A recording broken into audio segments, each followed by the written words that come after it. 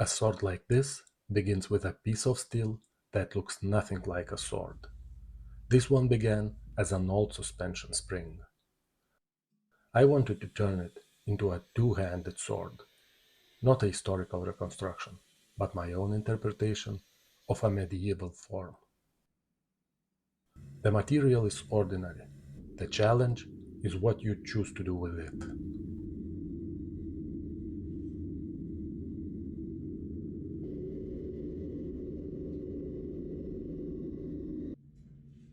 A suspension spring is designed to survive stress, repeated flexing, and shock. That makes this kind of steel useful for blades. But before I can shape it, I first have to bring it under control. With a blade this long, proportion become more important than decoration.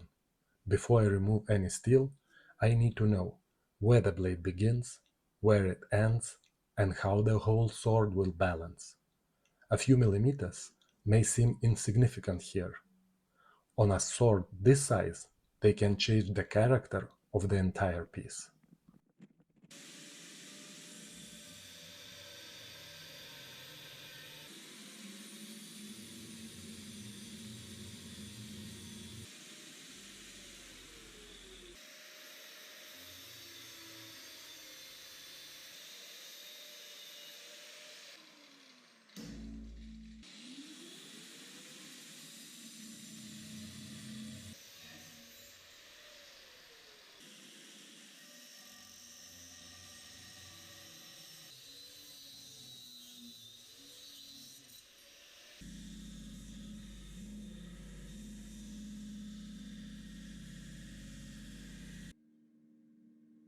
The spring already had a hole in it.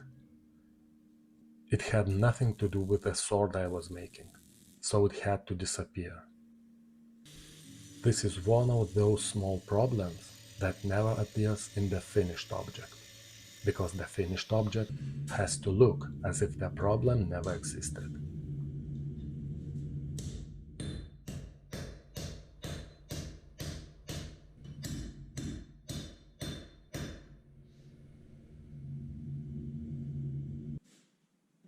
Now comes one of the defining features of the blade, the fuller. It is not a channel for blood, as the old myth suggests. Its purpose is structural. Removing material where it is not needed can reduce weight while preserving stiffness. On a long blade, every gram has a consequence.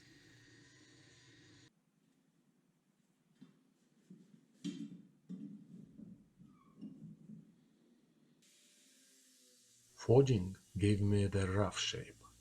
Now the blade has to become precise.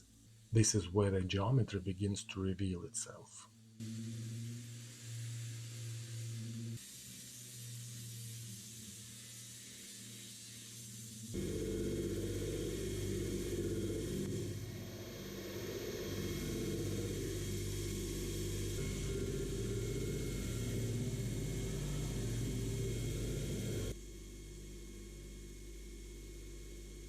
A long blade exaggerates every mistake. The lines have to flow from one end to the other.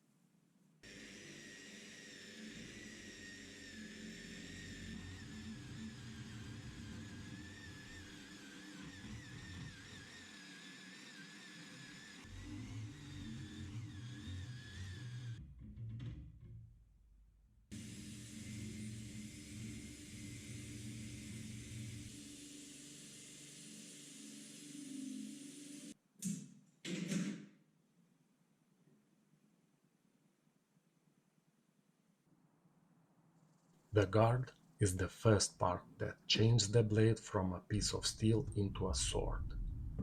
It has to protect the hand, but it also becomes a part of the sword's visual balance.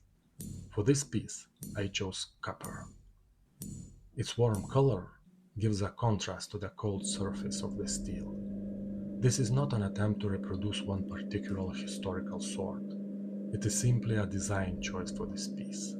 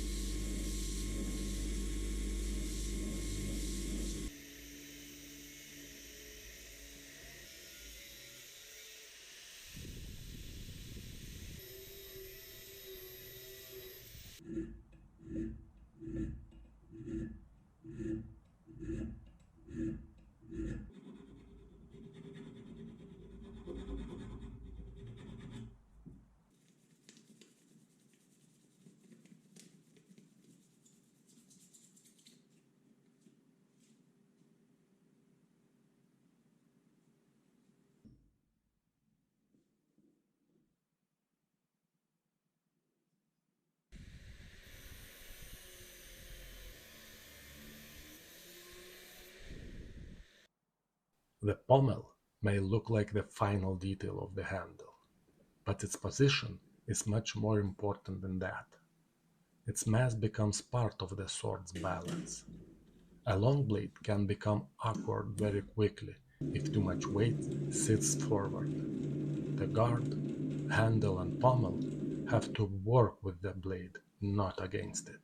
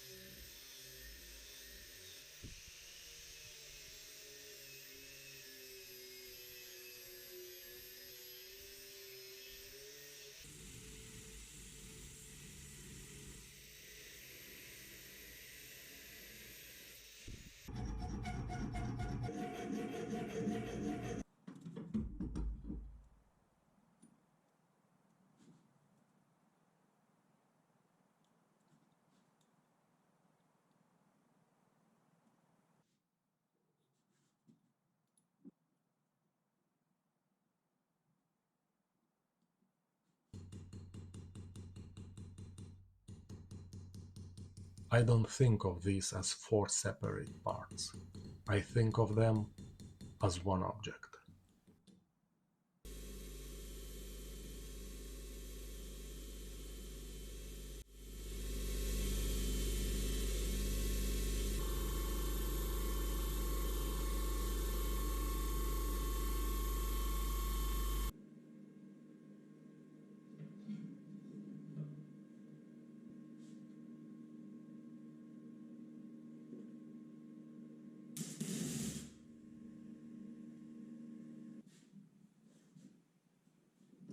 The wooden core gives the handle its final proportions, but more importantly, it determines how the sword feels in the hand.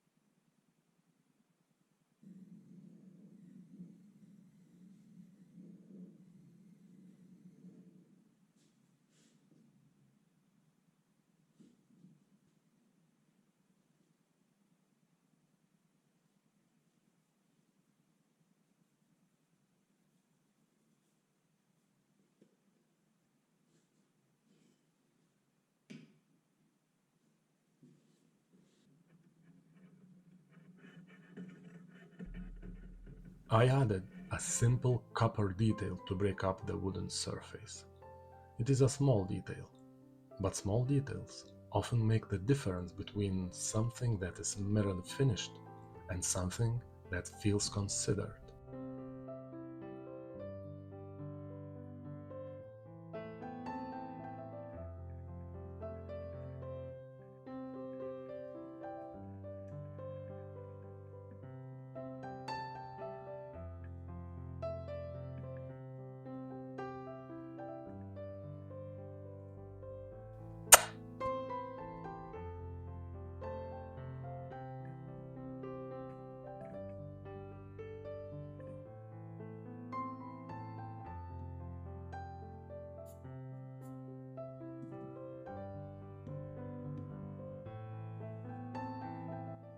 This is the point where all the separate decisions finally meet. The blade, the guard, the handle, and the pommel were made separately. Now they have to become one object.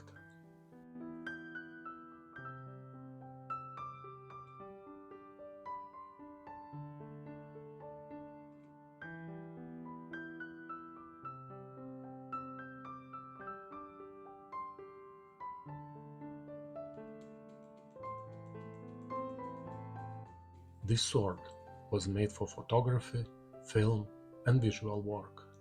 It was never meant to be a historical artifact, but a convincing object does not need to be ancient. It simply needs to make sense.